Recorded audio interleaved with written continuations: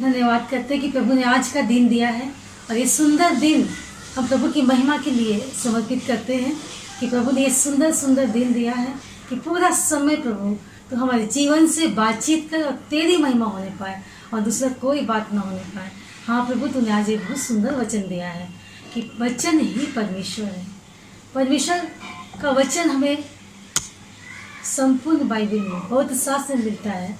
यूहन्ना उसके पहले अध्याय उसका 1 पद, यूहन्ना उसके पहला अध्याय उसका 1 पद, आदि में वचन था, वचन परमेश्वर के साथ था और वचन परमेश्वर था। यूहन्ना 1 अध्याय के 1 पद कि आदि में वचन था, वचन परमेश्वर के साथ था और वचन परमेश्वर था। वचन ये हमें ये बताती है कि पृथ्वी की सृष्टि के पूर्व से ही वचन परमेश्वर के साथ साथ था। जब सृष्टि से पूर्व ही वचन परमेश्वर साथ साथ थे।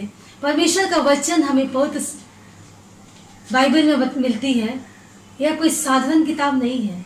जीवन में परमेश्वर द्वारा दिए गए दर्शन जो हमारे पूर्वजों को दिया गया था, अब्राहम से लेकर मलाकी तक के जीवन में परमेश्वर का वचन दिया गया था, दर्शन के रूप में, बातों के रूप में और बहुत सारी विधियों के रूप में और न्याय के रूप में और पौत्र जीवन के रूप में और मार्गदर्शन का पूर्ण रूप से उल्लेख किया गया है।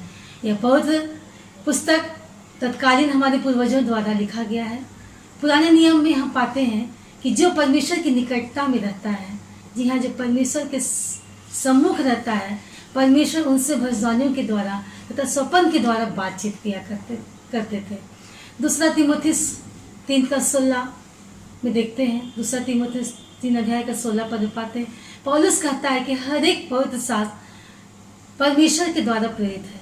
हर एक पवित्र शास्त्र परमेश्वर के द्वारा प्रेरित है। परमेश्वर की हर एक बातों का जो मनुष्य जाति के पवित्र जीवन जीने के लिए आवश्यक था, उसका उल्लेख इसमें किया गया है। पुराने नियम की व्यवस्था की बातें परमेश्वर का वचन और परमेश्वर द्वारा भविष्यवक्ताओं के माध्यम से कही गई बातों को हम नए जीवन में पूरा करते हैं, नए नियम में पूरा करते हैं। और अब तक का सबसे अद्भुत पवित्र शास्त्र है ये। अब तक का सबसे पवित्र शास्त्र है, अद्भुत पवित्र शास्त्र है और ये हम नए नियम में इसको पूरा होते हुए देखते हैं। उत्पत्ति उसका पहले अध्याय में हम पाते हैं कि परमेश्वर द्वारा सृष्टि की रचना के बारे में पढ़ते हैं। जी हाँ, परमेश्वर ने सृष्टि की रचना अपने वचन के द्वारा ही किया था और उसको हम लोग उत्पत्ति के पहले अध्याय में पढ़ते हैं। परमेश्वर द्वारा विवेक, व्यक्तिगत संबंध और प्रेम भाव का संबंध के माध्यम से अपने स्वरूप में आदम को प्रकट किया। जी हाँ, उन्होंने आदम को अपने स्वरूप में प्रकट किया। उत्पत्ति 12 अध्याय में हम देखते हैं कि परमेश्वर का अब्राहम के साथ व्यक्तिगत रूप से लगभग 100 वर्षों तक रहा और अब्राहम संपूर्ण जीवन परमेश्वर की सहभागिता में रहा। निर्गमन 14 अध्याय का 14 से 21 पद में पाते हैं कि परमेश्वर ने किस प्रकार से मूसा के प्रति अथाह प्रेम को दिखाया। हम इसको वचन में जब पढ़ते हैं तो पाते हैं कि जब मूसा परमेश्वर की सामर्थ्य से अपना हाथ उठाता है, समुद्र की ओर उठाता है, तो हम पाते हैं कि यहोवा परमेश्वर ने रात भर प्रचंड पुरवाई चलाई और समुद्र को 2 भाग करके जल को ऐसा हटा दिया कि उसके बीच सूखी भूमि नजर आने लगी और परमेश्वर मूसा के संग रहा। ये हमें वचन बताती है। भजन संहिता 23 अध्याय हम सब लोग जानते हैं और जितने विश्वासी लोग हैं, क्योंकि ये बहुत ही अद्भुत ये भजन है और इससे मैं भी जुड़ी हुई। यहाँ यह परमेश्वर एक चरवाहे के रूप में हमारी छोटी और बड़ी जरूरतों को प्रकट करता है। परमेश्वर की इतनी आशीषें सदैव मनुष्य जाति पर थी, परंतु शैतान ने जगत को पाप से भर दिया। तब परमेश्वर ने पाप का अंत करने और पुराने नियम में स्थापित व्यवस्था एवं परमेश्वर की भविष्यवाणी को पूरा करने प्रभु यीशु मसीह को पृथ्वी पर भेजा। वह परमेश्वर का पुत्र था। जी हाँ, वह परमेश्वर का पुत्र था जिससे परमेश्वर अत्यधिक प्रेम करते थे।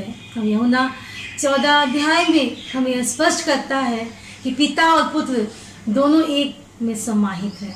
11वें वचन में प्रभु यीशु मसीह कहते हैं कि मैं पिता में हूँ और पिता मुझ में है। जी हाँ, मैं पिता में हूँ और पिता मुझ में है। 6ठा वचन में प्रभु कहते हैं कि कोई परमेश्वर के पास बिना मेरे द्वारा नहीं पहुँच सकता। जी हाँ, कोई परमेश्वर के पास बिना मेरे द्वारा नहीं पहुँच सकता। ये परमेश्वर का ये कहना है। हमारे प्रभु यीशु ये वचन को स्पष्ट करते हैं। जब परमेश्वर की बात होती है तो हमारा ध्यान परमेश्वर की वचन की ओर जाता है। परमेश्वर का हर एक वचन कितना सामर्थ रखता है। यह हम उत्पत्ति में देखते हैं कि जब से वचन ही हमारी सृष्टि का निर्माण हुआ था, जैसे मैंने पहले कहा, और यही वचन देह धारण कर प्रभु यीशु मसीह के रूप में हमारे पास आया। मत्ती रचित सुसमाचार का 4 अध्याय में हम जब देखते हैं तो पाते हैं कि उसका 1 से 11 पद में हम प्रभु की परीक्षा के बारे में पाते हैं। वहाँ पर यीशु मसीह की शैतान के द्वारा परीक्षा लिए जाने के संबंध में वहाँ पर लिखा गया है और हम पाते हैं, पढ़ते हैं।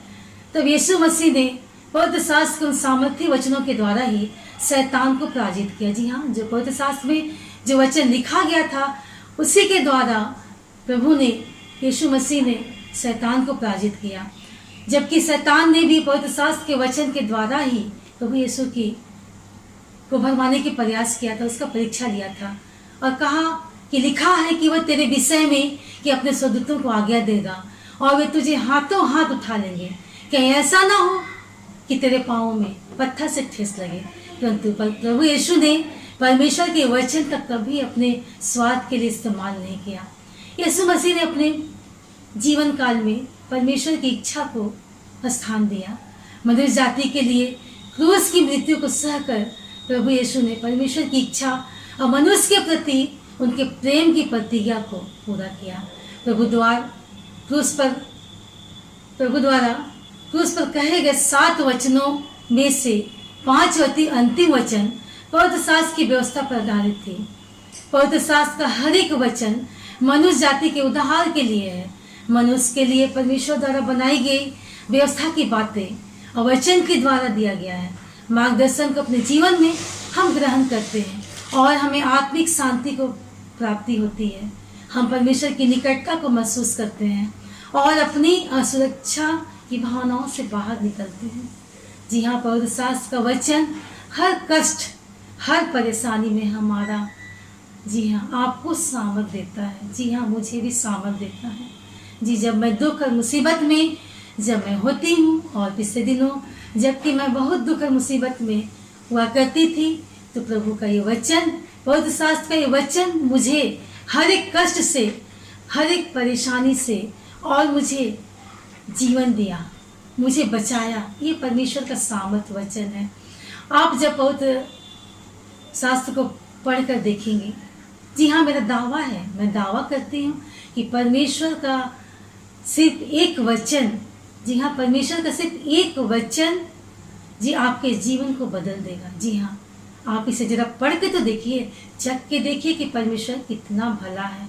जी हाँ, परमेश्वर के एक वचन जब आप पढ़ोगे तो ये जीवन आपके लिए जीवन लेकर के आएगा और ये वचन जो कल था, आज है और युगानुयुग तक रहेगा। जी हाँ, ये वचन कल था, आज है और युगानुयुग तक रहेगा, क्योंकि यूहन्ना 1:1 में वचन बताता है कि आदि में वचन था, वचन परमेश्वर के साथ था और वचन परमेश्वर था।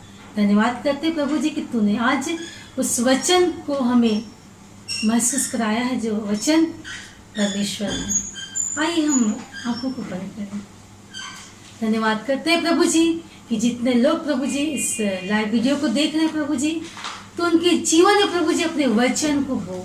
हाँ पिता परमेश्वर, क्योंकि वचन तू है और वचन में सामर्थ है और वचन परमेश्वर के साथ साथ चलता था।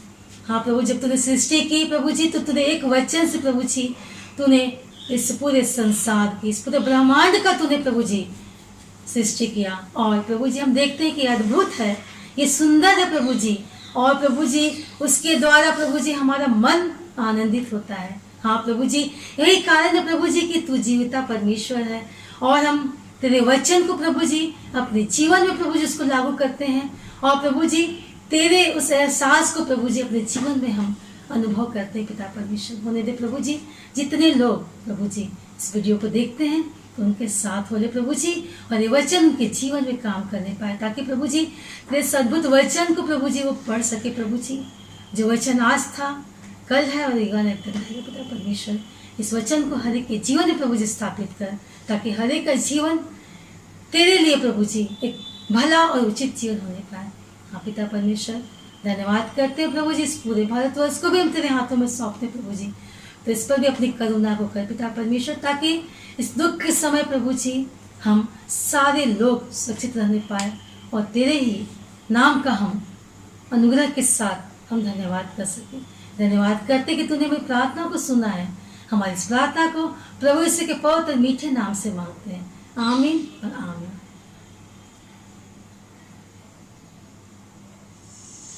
सही में हम लोग का नेटवर्क बहुत दिक्कत है। धन्यवाद करते कि प्रभु ने आज का दिन दिया है।